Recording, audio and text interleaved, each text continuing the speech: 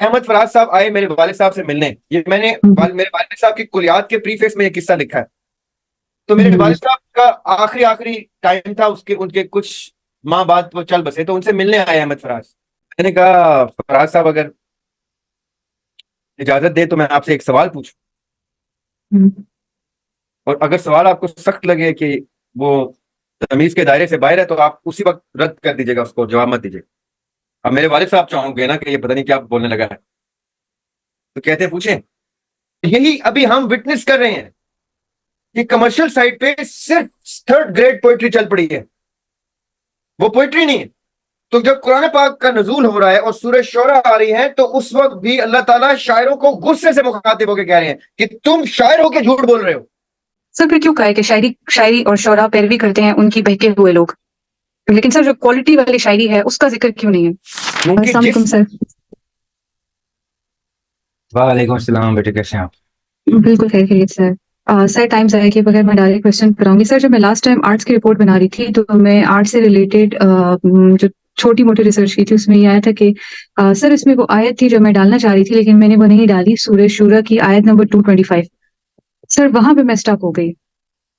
سر وہ جب میں نے پڑھا سر وہ ہے، میں آپ کو بتاتی ہوں. سر اس میں تھا کہ شعراء کی پیروی نہیں کرنی. سر جب میں نے شعراء شاعر کا وہ عربک میں نکالا تو وہ تھا کہ جو ورڈ مشر ہے نا عربی میں وہ انڈیکیٹ کرتا ہے جذبات کو. تو کوئی بھی ایسی چیز کوئی مطلب وہ ضروری نہیں کہ وہ شاعر ہو، وہ کوئی پولیٹیکل لیڈر بھی ہو سکتا ہے، وہ کوئی ریلیجس لیڈر بھی ہو سکتا ہے، وہ کوئی میوزک بھی ہو سکتا ہے، کوئی بھی ایسی چیز جو آپ کے جذبات کے ساتھ کھیلے اس کی پیروی آپ نے نہیں کرنی. تو سر وہ سورہ شعراء ہے. جی سر. سوری، یہ سورہ شعراء ہے نا؟ جی سر. دیکھیں اللہ تعالیٰ نے شاعروں کے اوپر ایک پورا چیپٹر لکھ دیا ہے، کیونکہ شاعر وہ پہلی ڈیموگرافک لینڈسکیپ کے پہلے ٹاپ ٹیئر اسٹریٹا تھے جنہوں نے اسلام قبول کیا تھا.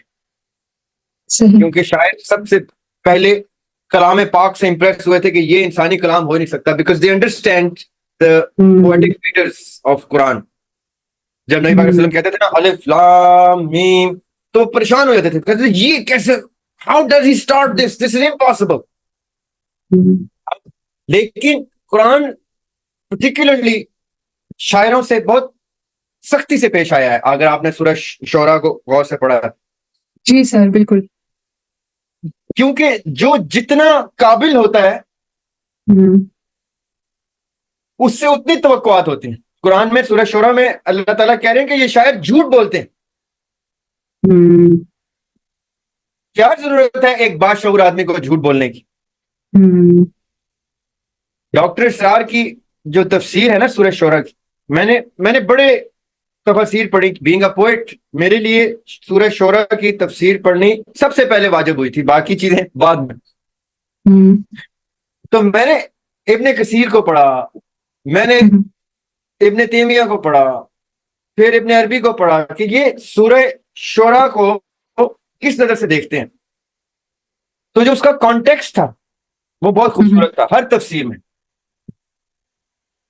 اور اتنا خوبصورت کانٹیکسٹ تھا کہ انہوں نے میرے کنفیوژنز کلیئر کی.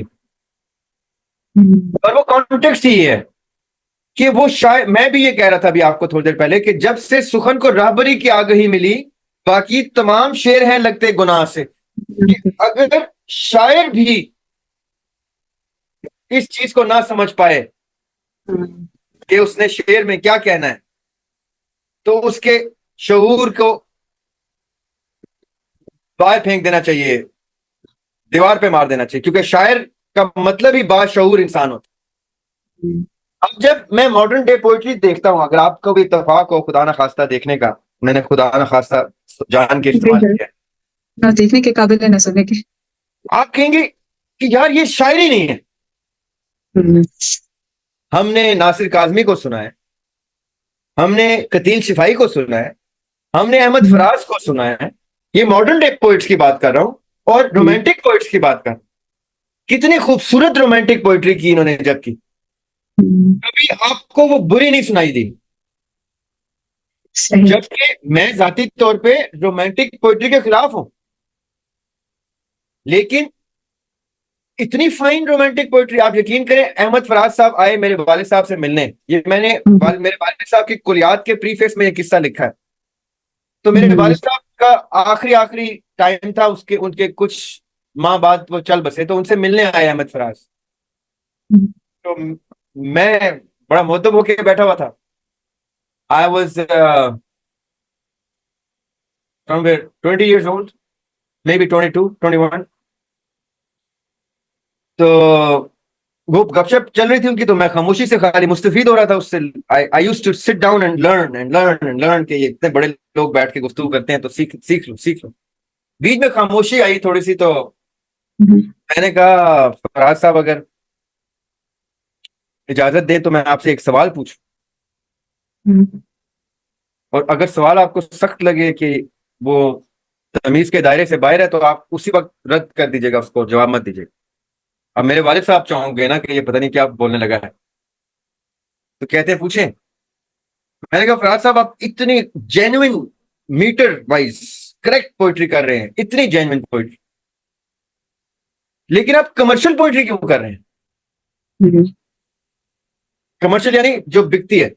ان کی ایک ایک غزل اس وقت ایسے مارکیٹ میں فائر ان دا فارسٹ تھی کہ میں آپ کو بتا نہیں, آپ مجھے I don't know how old you are, but ہماری 90s میں فراز was like Shah Rukh Khan is like in India. He was that popular. تو وہ ہنسے, تو کہتے ہیں ٹرو آرٹ کی طرف آپ کے والد صاحب شاعری کر رہے ہیں نا, تو کمرشل میں بھی کوئی جینوئن شاعر ہونا چاہیے. اور آپ یقین کریں اتنا خوبصورت جواب تھا وہ کہ میں مطمئن ہو گیا, کیونکہ میں نے ایک دم امیجن کیا کہ اگر کمرشل سائٹ پہ کوئی بری سوچ والا آدمی آ گیا, جو اب آ گئے ہیں,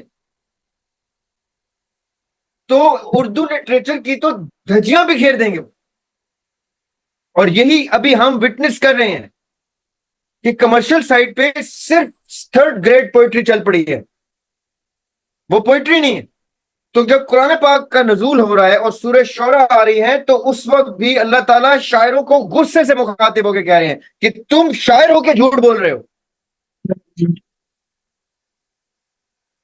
اور اینڈ میں جا کے اگر آپ سورہ شعراء کی آخری آیات دیکھیں نا, تو ادھر تھوڑا ناراضگی اور غصہ اللہ تعالیٰ نے کام کیا, اور ادھر اللہ تعالیٰ تھوڑا سا لحاظ کرتے ہیں پھر شعراء کا کہ this is the angle I am giving you, کہ شاعروں کی شعور پہ جانا ہے, ان کی شاعری پہ نہیں جانا. تو جہاں شعور نظر آئے گا وہ شاعر ہوگا. It's that simple. بٹ جو آپ لکھ رہی ہیں رپورٹ میں, اس کو آپ نے اپنی سوچ سے لکھنا ہے. Do not get influenced by anything else. What you think of it, the way it comes to you, the way you perceive it, آپ نے اس طرح لکھنا ہے. دیکھیں قرآن پاک ہر شخص سے اپنا کنیکشن اسٹیبلش کرتا ہے, اس کی سب سے خوبصورت بات ہی ہے, اور ہر دور میں کرتا ہے. تو آپ کے ساتھ جو کنیکشن اس کا اسٹیبلش ہو رہا ہے, اس کو اپنے ساتھ انڈیویجول رکھنا ہے. آپ جیسے جیسے جو صورت آپ سے جس لہجے میں بات کر رہی ہے, آپ نے اسی لہجے میں اس کو اتارنا ہے. Do not get influenced just because you are thinking کہ یار میں یہ لکھوں تو کہیں اس کا مطلب یہ تو نہیں ہوتا. وہ شاعری صحابہ نے بھی کی ہے, شاعری مولا علی نے بھی کی ہے. سر پھر کیوں کہا ہے کہ شاعری اور شعراء پیروی کرتے ہیں ان کی بہکے ہوئے لوگ, لیکن سر جو کوالٹی والی شاعری ہے اس کا ذکر کیوں نہیں ہے؟ کیونکہ آپ نے شان نزول دیکھنا ہے نا سورت کا. جس وقت کی سورت نازل ہو رہی ہے, اب جیسے سورت توبہ نازل ہو رہی ہے جس کو سورہ برات بھی کہتے ہیں, اس میں کیا ہے, کافروں کو پکڑ پکڑ کے مارو, گھات لگاؤ اور مارو. تو اب کیا آپ نے ابھی بھی گھات لگا کے مارنا ہے, پکڑ پکڑ کے مارنا ہے؟ نہیں. وہ اس وقت شان نزول ہے کہ اس وقت شعراء کس ڈگری پہ چلے گئے تھے کہ نعوذ باللہ استغفر اللہ, نبی پاک صلی اللہ علیہ وسلم کے اور قرآن کے خلاف باقاعدہ طور پہ ان لوگوں نے ایک لٹریری تحریک چلائی ہوئی تھی. آپ سمجھ گئے؟ اللہ تعالیٰ کا کلام آ رہا ہے, نبی پاک صلی اللہ علیہ وسلم لے کے جا رہے ہیں, تو کہتے تھے اچھا مخالفین شعراء کو پکڑتے تھے فائنسٹ, کیا اس کے کاؤنٹر میں اللہ تعالیٰ کہہ رہے ہیں بنا کے لاؤ ایک بھی آیت ایسی. قرآن میں اللہ تعالیٰ نے کہا تم شاعر اٹھا رہے ہو, اپنے فائنل شاعر اٹھا رہے ہو, اٹھاؤ اور لکھو ایک بھی آیت, ایک سورت بنا کے لاؤ ایسے. تو وہ اس وقت کاؤنٹر میں آ گئے تھے شعرا. صحیح. تو اللہ تعالیٰ نے کہا پھر ٹھیک ہے یہ بات ہے. تو پھر ایک طرف میرا کلام ہے اور ایک طرف تمہارا کلام ہے, دیکھتے ہیں, مبارک ہو. ہے نا.